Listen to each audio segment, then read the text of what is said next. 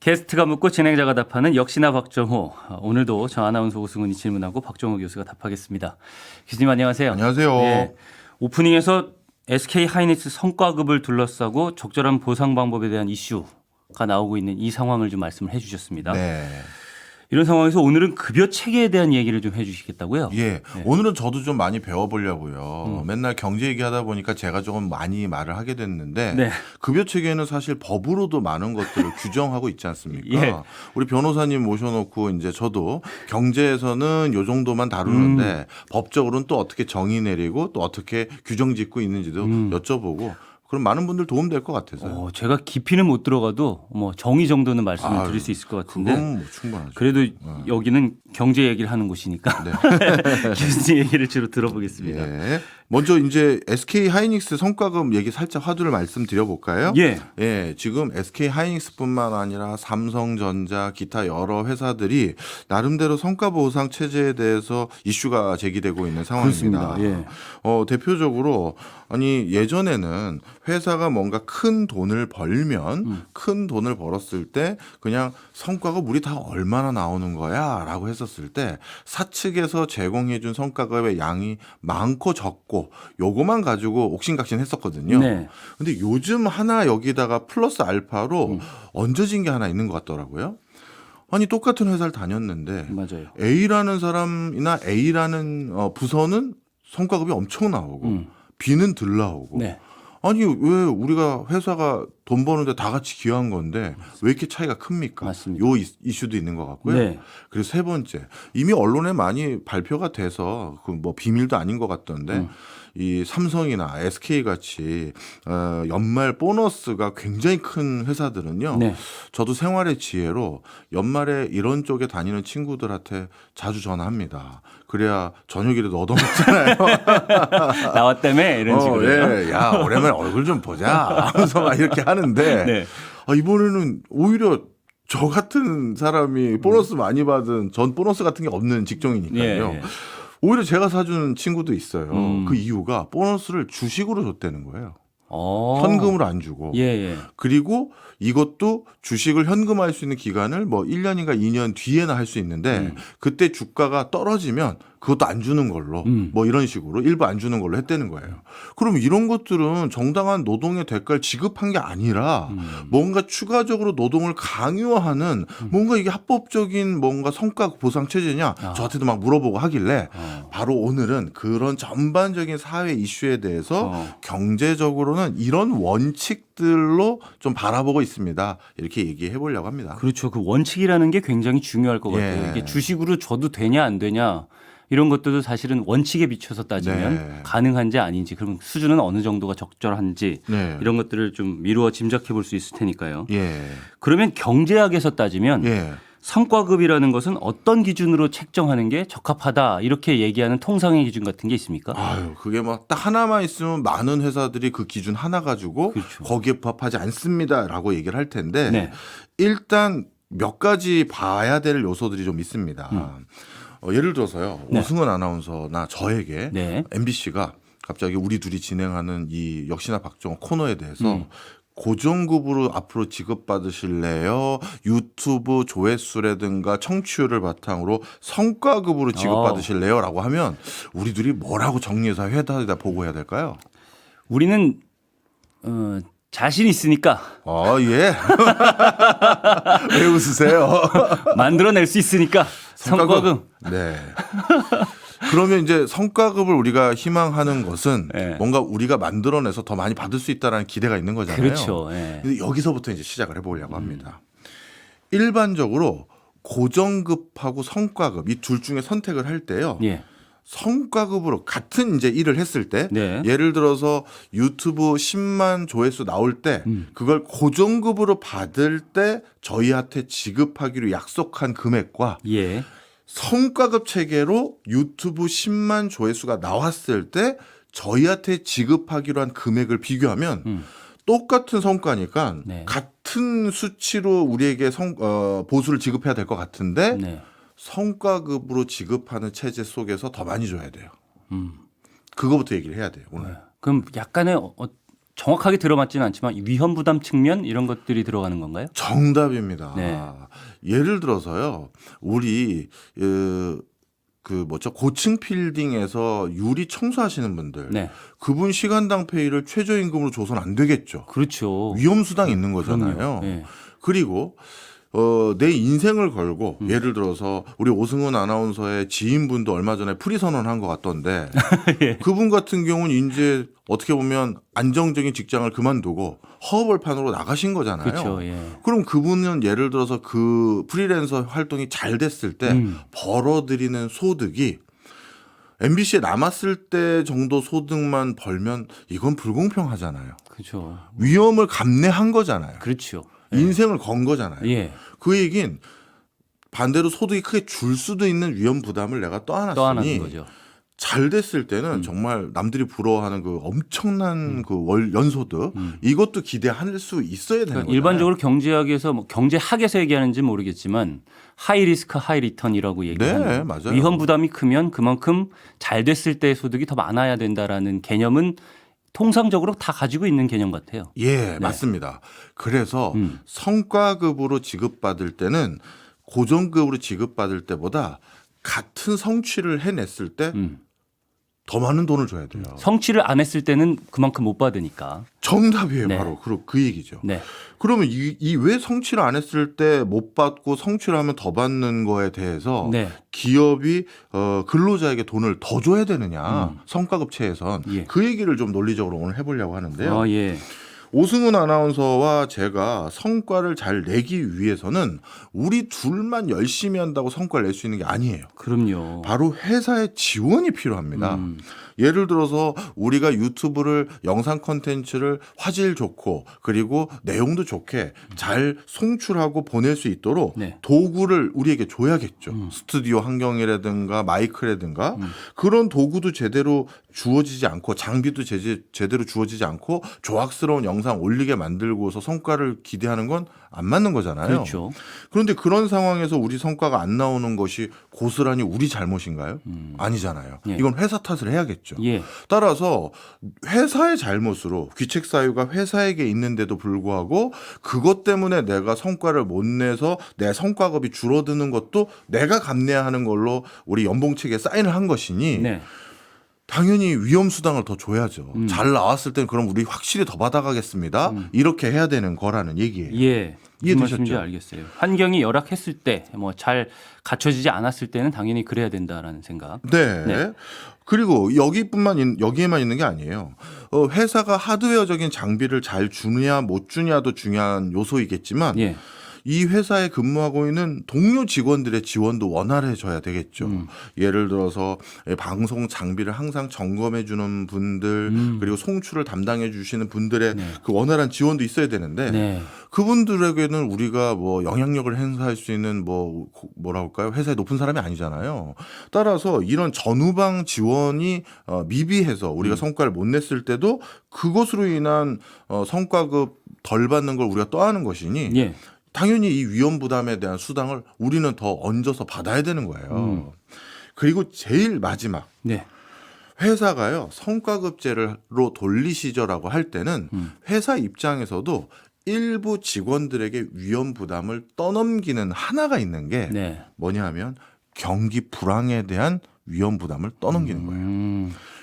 예를 들어서 예. 고정급으로 직원들에게 급여를 주겠다라고 했는데 글로벌 금융위기가 터지거나 코로나19가 터졌어요. 네. 그럼 회사 입장에서는 여행사라고 해보겠습니다. 여행 아무도 안 가고 있는데 네. 이 직원들에게 적지 않은 수위의 고정급을 다 주기로 약속했단 말이죠. 큰일 날 일인 거죠. 네. 회사 입장에서는 그렇죠. 네. 그래서 회사는 이러한 뭔가 경기 변화에 대해서 회사가 그 리스크를 다 떠안고 싶지 않을 때는 네. 이렇게 하시죠. 성과급으로 하시죠. 우리 관광객 더 많이 유치하면 제가 더 드리고요. 네. 덜 유치하면 좀 기본급만 받아가시고 어때요? 라는 건 열심히 일해라라는 요소도 있겠지만 회사가 위험 부담을 직원에게 전가한 거예요. 그러면 회사는 면밀하게 경제 상황이 어떻게 돌아갈지 예측하는 것을 굉장히 열심히 해야겠네요. 그렇죠. 예, 예측이 앞으로 경기가 좋아질 거라고 예측이 되면은 고정급으로 가는 게 맞고, 네. 예, 앞으로 좀 하향의 경기가 지속될 거라 이렇게 예상이 되면 성과급으로 네. 그쪽으로 가는 게 맞고 네. 이런 것들을 면밀히 계속 분석해가면서 고용 계약도 다시 체결하고 이런 것들을 해야겠네요. 맞습니다. 회사 입장에서는. 그래서 그럼 다시 SK 하이닉스와 같은 네. 이런 국내 상황으로 살짝 돌아와 보면요. 네. 이런 거죠. 반도체는 업황이 분명한 업종이에요. 반도체 호황이래. 그럼 막 일감 막 밀려 들어오고 네. 반도체 요즘 불황이라며 하면 정말 엄청나게 일감이 없어요. 네. 그런 상황에서 회사는 엄청난 시설 투자로 고정비가 엄청나게 들어갈 수밖에 없는 설비 투자도 다 해놨는데 예. 직원들에게 안정감 있는 근로 환경을 제공하기 위해서 저희가 고정급 비중을 높여놓거나 아니면 고정급으로 월급을 받아가는 부서들을 늘려놓겠습니다 하면 야 경기 대응 능력이 떨어지겠죠. 그래서 경기 대응 능력을 높이고 반도체 사이클상 불경기에 직면했었을 때 일부 그 리스크를 근로자들과 분산해서 우리 같이 부담합시다 한 거예요. 그러면 만약에 내년 내후년 그 다음 연도까지 SK 하이닉스가 이제 반도체 여기저기 발주 안 들어왔다 그러면 네. 직원들이 받을 급여라는 건 더 확실히 떨어질 거 아니에요. 그런데 이번에는 나름대로 성과가 정말 좋았던 해라면 예. 직원들 입장에선 아니 회사의 리스크를 분담한 그 프리미엄까지 더 얹어 주십시오라고 얘기하는 것도 네. 타당한 부분이 꽤 있는 거죠. 그 부분까지는 제가 이해가 됐어요. 네. 그런데 이번 SK 하이닉스 사태를 볼 때 네. SK 하이닉스의 대부분은 고정급을 받고 있는 분들이잖아요. 네. 그리고 소위 우리가 대기업이라고 하는 좀 높은 연봉을 받는 직군으로 분류돼 있고 이미 네. 예, 그런 상황에서 이렇게 반도체 쪽에만 국한된 굉장히 많은 1,500%의 성과 네. 이렇게 지급을 하면 지금 말씀하신 대로 고정급이냐 성과급이냐를 구분하는 게 아니라 네. 고정급은 고정급대로 있는데 성과급이 추가로 이렇게 들어가는 부분 이게 조금 지금까지의 설명과는 살짝 어긋나는 상황이기는 한 것 같습니다. 네. 바로 두 번째 설명이 바로 그 부분입니다. 네. 그러면 지금 이제 성과급이 고정급에 비해서 더 많이 받아야 되고 네. 근로자들이 그리고 성과급에 대해서 그렇게 파격적인 수준의 인센티브도 줄 수 있는 근거가 위험을 전가받았기 때문에 얘기는 드렸잖아요. 네. 그런데 어떤 회사에서 이 사람은 성과급을 엄청나게 주고 이 사람은 고정급으로 하나도 못 받는 이거는 불평부당한 거 아니냐라고 했었을 때 이것도 좀 여러 가지 관점이 있어요. 좀 설명을 드려보면 예. 예를 들어서 많은 회사에서 일반적으로 인센티브 제도가 잘 작동하는 많은 회사의 공통점을 보면요. 직급이 높은 사람들의 경우에는 성과급 비율이 더 높아요. 네. 고정급 비율보다. 예. 그리고 직급이 낮은 사람들은 성과급 비율이 더 낮아요. 그러면 아니 회사가 돈 좀 버니까 말이지 높은 사람들끼리만 나눠갖고 말이지 이 소리가 나온단 말이에요. 자, 그런데 이것도 또 똑같은 관점에서 생각을 해봐 주셨으면 좋겠어요. 예를 들어 회사가 성과를 더 잘 내는데 또는 못 내는데 결정적인 영향을 미친 사람들은 그 회사의 직급이 높은 사람들일까요? 낮은 사람들일까요? 어떤 전략이라든지 이런 것들을 선택해야 하는 위치에 있는 그런 권한을 가진 사람들이 아마 영향을 더 많이 미칠 테니까 당연히 높은 그렇죠. 사람이겠죠. 맞습니다. 네. 그러면 우리가 급여라는 것은 결국 그 일의 성과 여부 그리고 성과에 대한 기여 여부에 연동되는 것이 제일 자연스럽긴 하잖아요. 네. 그래서 직급 높은 사람들에게는 성과급제 비율이 더 높은 거예요. 이 회사의 방향성을 잘 잡았고 예를 들어서 이 제품 개발해 봅시다. 네. 이 신제품으로 가봐야 됩니다. M&A로 이런 회사를 우리가 인수합병하시죠. 뭐 이런 거 있잖아요. 이런 것들을 쭉 얘기하면서 그걸 결정을 잘해서 회사가 엄청난 돈을 벌면 네. 그 결정에 직접적인 영향을 미친 그 사람들에겐 성과급을 많이 주기도 하고 반대로 회사가 정말 어려워졌을 땐 임원들이 자기 뭐 인센티브 받은 거 다 토해낸다. 뭐 이번에는 기본급만 받겠다. 뭐 이런 얘기도 들어보신 적 있을 거 아니에요. 예. 바로 본인들의 의사결정이 잘못돼서 회사가 어려워지게 만든 결정적인 이유가 됐기 때문에 본인들은 그런 거마저도 다시 포기하겠습니다. 내놓겠습니다. 이렇게 하는 거예요. 예. 그런데 뭐 이게 적절한 비유인지는 모르겠습니다만 직급이 낮은 대표적인 직군으로 비서라고 하면 그 임원이 일을 잘하도록 옆에서 도와주는 그 비서분 그 비서분은 지금 회사가 어려워졌어요. 네. 근데 어려워졌다고 그 비서의 급여를 깎으면 될까요? 그 사람은 그 회사 의사결정에 아무 직접적인 영향을 미친 적이 없어요. 나는 그냥 그 의사결정 하시는 분을 서포트했을 뿐이에요. 네. 그럼 이 사람은 회사가 안 좋아지던 좋아지던 어느 정도 생활은 계속 유지할 수 있는 그 급여를 받아야 될 거 아니에요. 그리고 회사가 잘 되고 못 되고에 대해서 직접적인 기여도를 많이 했다라고 평가하기에는 애매모호한 부분이 있겠죠. 그렇죠. 따라서 직급이 좀 낮아서 회사 성패에 결정적인 영향을 못 미치는 분들은 고정급 비율이 높은 거고, 그래서 회사가 어려울 때도 페널티를 덜 받게 만드는 거고, 예. 반대로 회사가 좋을 때도 평등하다고 해야 되나요?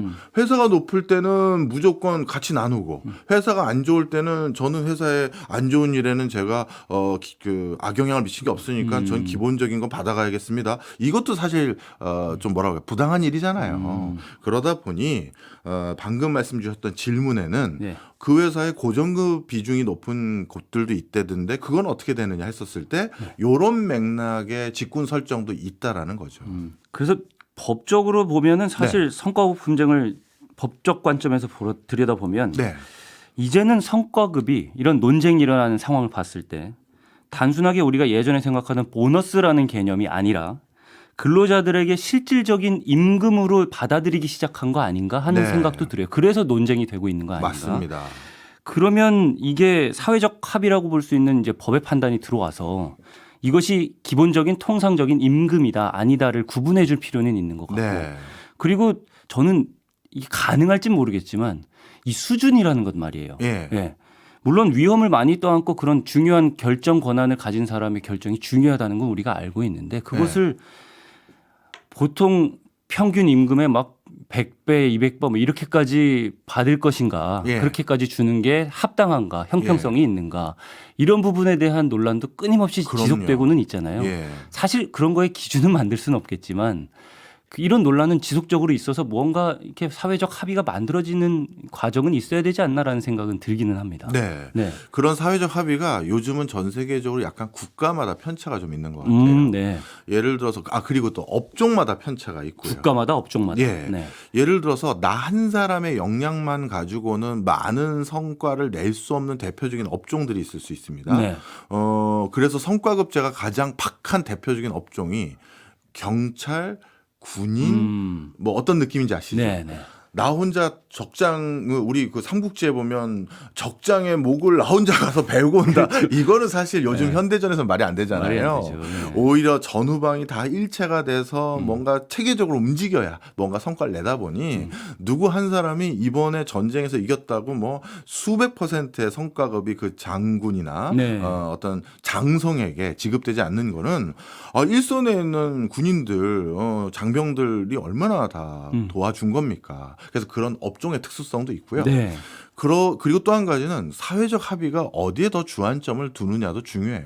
그 사회 분위기나 뭐 이런 그렇죠. 것에도 관계가 있겠죠. 대표적으로 이제 북유럽은 의외로 이렇게 누구 하나가 이렇게 다 치고 나가기보단 삼인주의라고도 하고 공동체주의라고도 하는데 네. 우리 다 같이 더불어 살아봅시다. 이게 더 조금 더 그쪽을 지향했던 대표적인 국가들이고요. 네. 근데 미국이 이제 주로 주력 업종으로 했던 거는 IT 또 컨텐츠, 문화예술 쪽 이런 쪽이잖아요.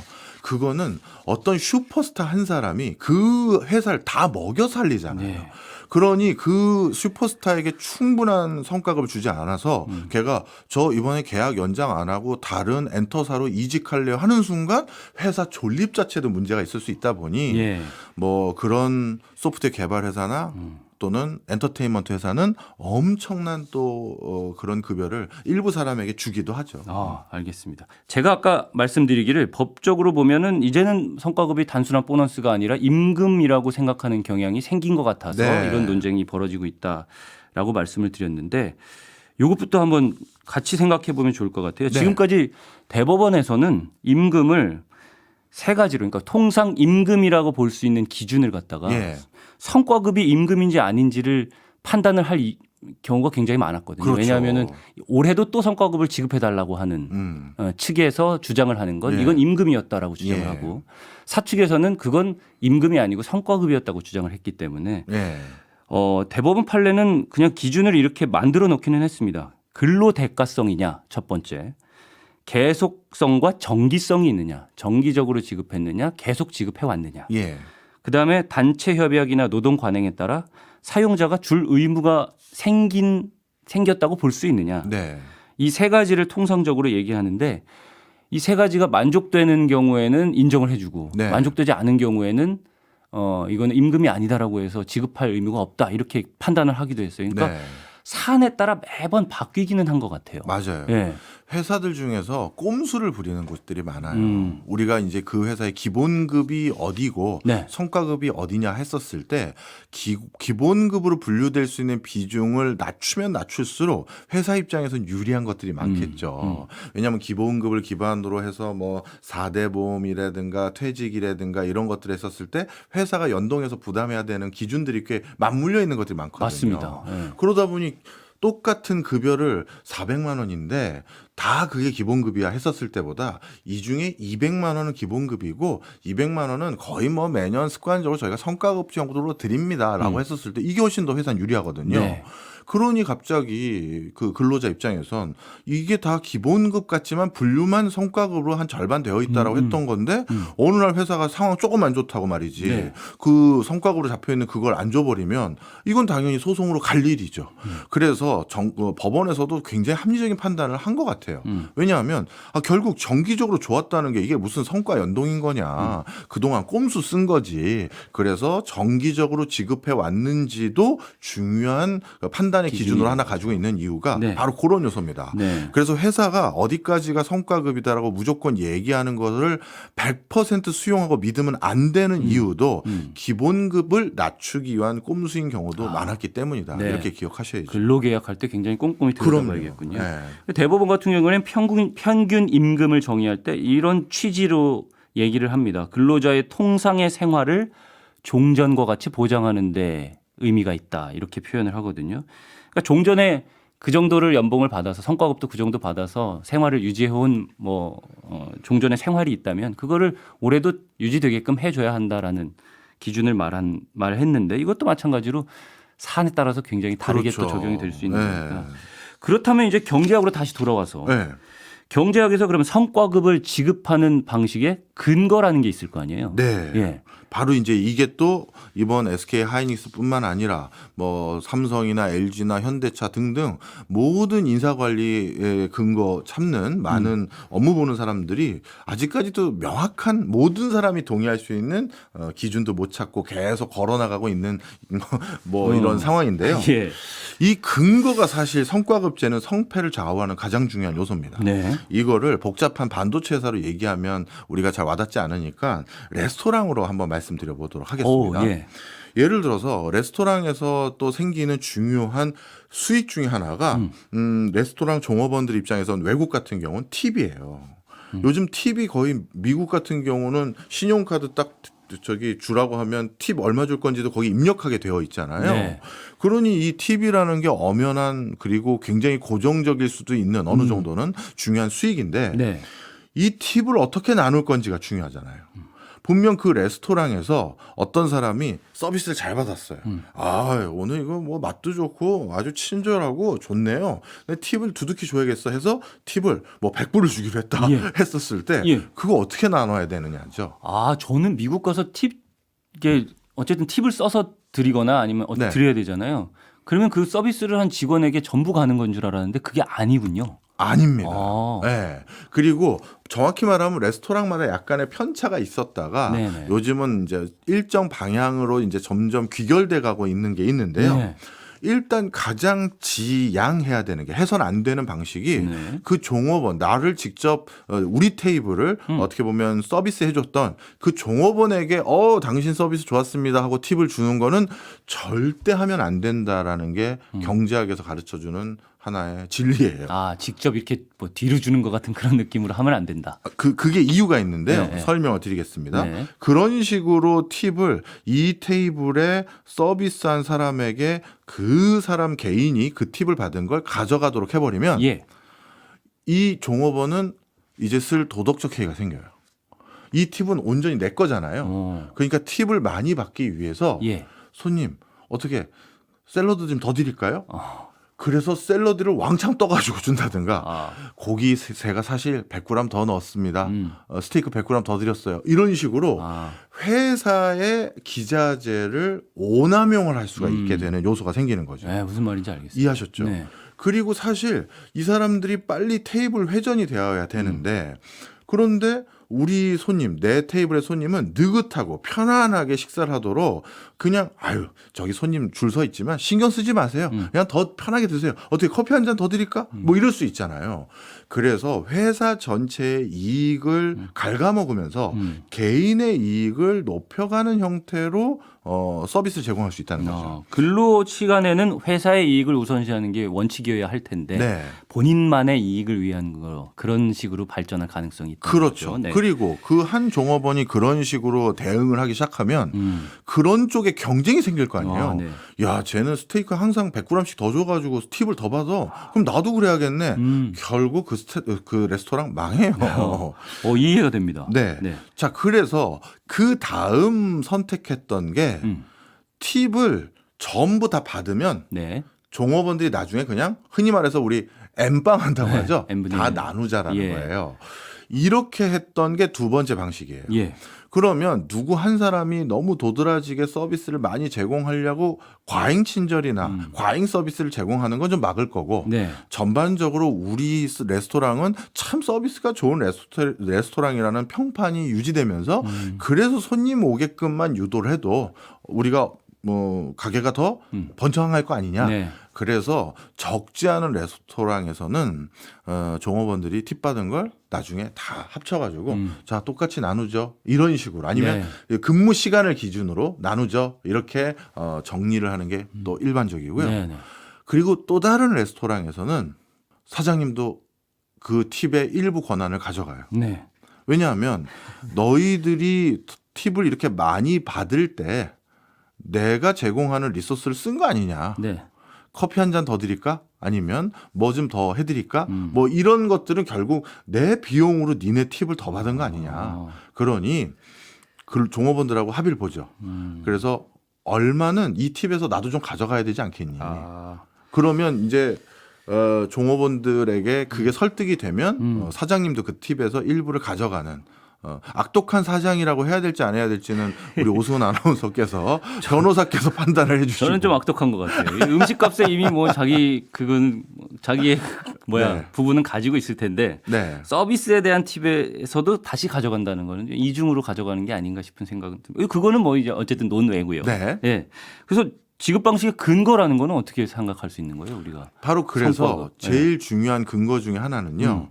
이걸 근거로 산출했었을 때 네. 회사가 비용이 추가적으로 더 부담되고 네. 그 과정으로 개인이 더 이득을 성과급을 더 가져가게 되는 구조가 생겨버리는지 안 생겨버리는지가 근거에 적합함의 중요한 판단 기준이라는 거죠. 그러니까 개인이 성과를 가져갈 때 회사의 비용이 더 들어가느냐 안 들어가느냐? 그렇죠. 네. 예를 들어서 이걸 레스토랑으로 말씀드렸으니까 네. 이제 글로벌 기업으로 바꿔서 말씀드리면 3M이라는 회사 아시죠? 네. 네.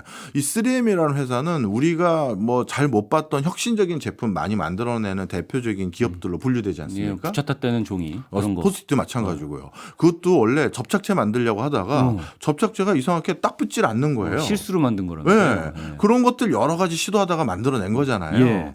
그래서 이 3M은 계속해서 우리 구성원들이 그런 새로운 혁신을 더 많이 하길 독려하려고 네. 성과급을 예전에 이럴 수 있잖아요. 저 기억하시죠? 저 포스트잇 30년 전에 만들어내서 지금까지 저 아무것도 안 하고 있는데 성과급으로 매년 몇 억씩 받아가는 그런 근로자입니다. 네. 저는 출근해서 탕비실에서 커피만 마시고 있고 포스트잇으로 아직까지 돈 버시잖아요. 이러면 안 되잖아요. 그렇죠. 특허라는 것도 기간이라는 게 있어요. 그렇죠. 그래서 그러면 안 되다 보니 그래서 3M은 최근 3년 동안의 특허 또는 실용신안 이런 것들만 바탕으로 성과급을 지급하겠다. 이렇게 최근 것에 가중을 준 거예요. 예. 그랬더니 어떤 일이 생겼느냐. 최근 걸로 분류하기 위해서 최근에 2, 3년 동안 성과 내는 게 중요하잖아요. 예.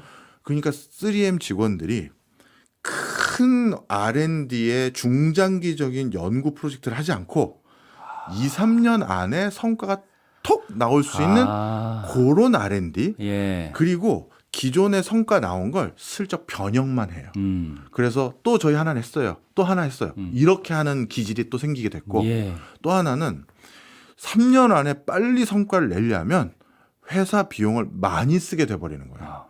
야, 외주에서 이거 빨리 테스트해보라고 해. 외국 저 교수들한테 이거 발주해서 이거 가능성 여부 있는지 빨리 확인하게 해. 하면서 비용을 뭉칫돈을 갖다 쓰기 시작하는 부서도 생긴 거죠. 예. 그러면 이 인사고과 시스템은 결국 그래서 3년 안에 성과를 냈어요. 그래서 그 사람이 저 성과 냈습니다. 성과급 주세요. 하는 이 프로세스가 과연 회사의 지속 가능성을 담보하는 건 아니잖아요. 이해하셨죠? 그렇죠. 그래서 어떤 성과급제의 중요한 근거는 직원들이 성과급을 더 많이 받아가려고 회사의 비용을 전가하는 구조가 이것 때문에 생길 수 있는지를 보는 게 중요하다는 거예요. 무슨 말씀인지 알겠습니다. 너무 설명이 명쾌해가지고 네. 예, 잘 와닿네요. 이게 네. 구체적인 사례를 들어주시니까. 네.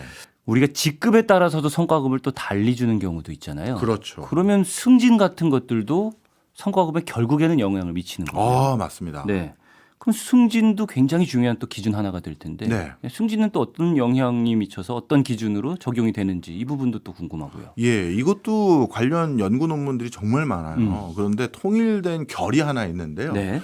저도 이것도 참 흥미롭고 재밌었어요. 역시 사람의 본성들을 경영자들은 참 잘 이해하는구나. 좋은 경영자가 되려면 사람을 이해하는 게 참 중요하구나라는 생각을 또 갖게 됐는데 네.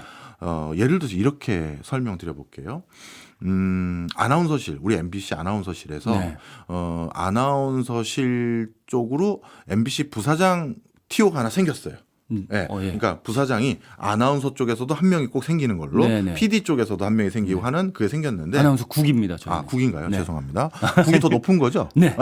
아나운서 국에서 이제 그러면 뭐 국장이라고 할게요. 네. 국장 자리가 하나 있는데 부사장으로. 예, 네. 그 국장 자리에 올라가기 전에 있는 사람들이 팀장이라고 하면 네, 맞습니다.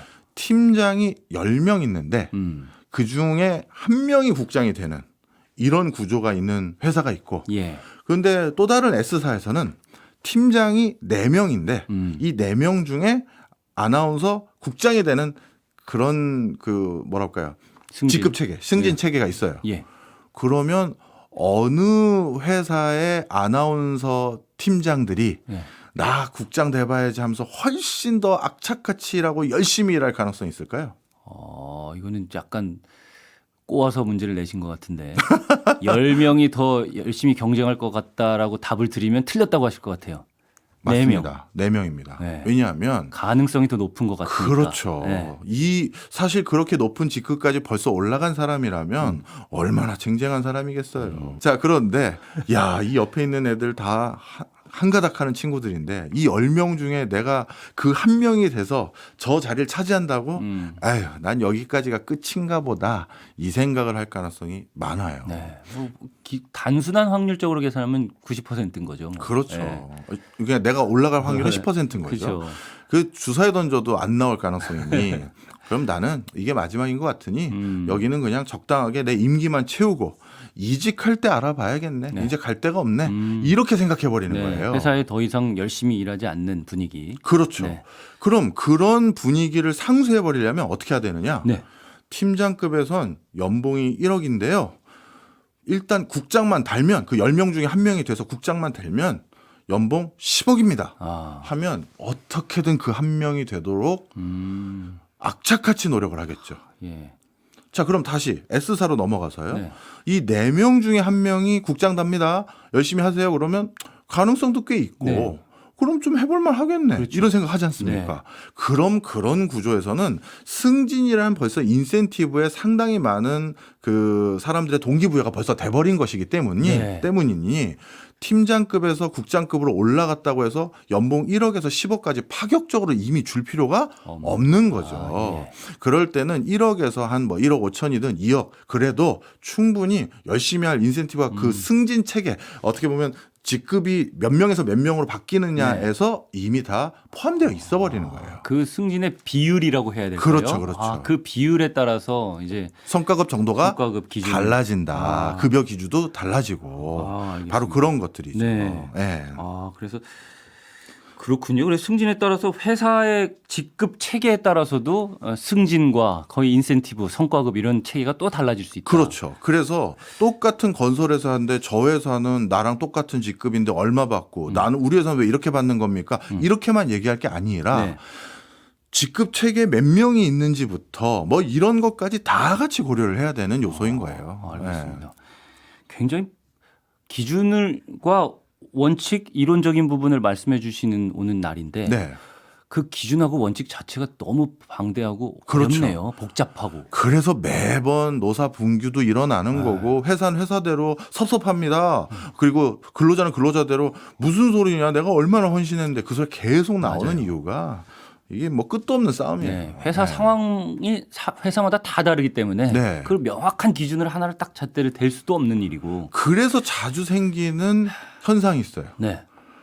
부예요, 부. 부사장. 부장 대우. 만들어 주는 거죠. 일부러 그렇죠. 직급 체계를. M하고 M사, S사 그 어느 게 꼭 옳다고 할 수가 없잖아요. 네. 그리고 어느 것만 극단적으로 했다가 문제 생기면 또 골치 아플 것 맞습니다. 같고. 그러니까 진검 단위로 팀장에서 국장으로 올라가는 것 중간에 부국장 맞아요. 그리고 팀장까지 올라가는 과정에서 팀장 대우 그래서 연봉은 좀 아끼면서 회사 입장에선 연봉은 못 주지만 이번에 부장 대우 어때? 버카는 내가 하나 줄게 하면서 이게 회사의 전략이군요. 그렇죠. 우리 오승원 아나운서도 살펴보겠습니다. 회사에서 무슨 대우자 주겠다고 하면 절대 넘어가시면 안 됩니다. 네, 저희 MBC는 그 대우 체계가 있었는데 없어졌어요. 없어졌군요. 네, 대신 부국장 뭐 이런 것들은 똑같은 겁니다. 남아 있어요. 연밀히 살펴보겠습니다. 예. 아무튼 이게 명확한 기준은 없겠지만 예. 어쨌든 말씀하신 경제학적으로 기준이나 원칙이 되는 그런 기본적인 개념은 있으니까 네. 그런 보상 체계라고 할까요? 그 네. 보상 체계의 개념이 잘 작동되고 있는 뭐 분위기가 있는 나라가 있을까 싶은데 있습니까?